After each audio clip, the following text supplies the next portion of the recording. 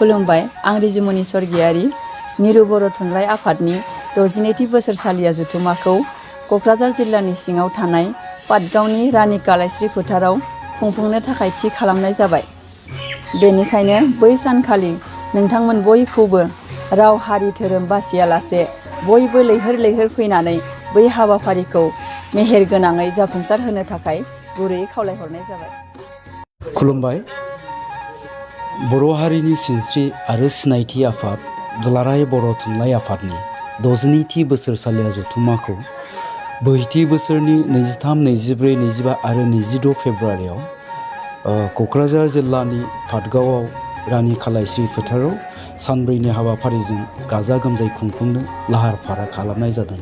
बे हाबाफारियाव मोनफ्रोमबो हारि माहारिनि सुबुंफोरखौ बाहागो लाफैनानै हाबाफारिखौ जाफुंसार होफैनो थाखाय आंनिफ्राय खावलायहरनाय जाबाय। गोजोन्थों। खुलुमबाय।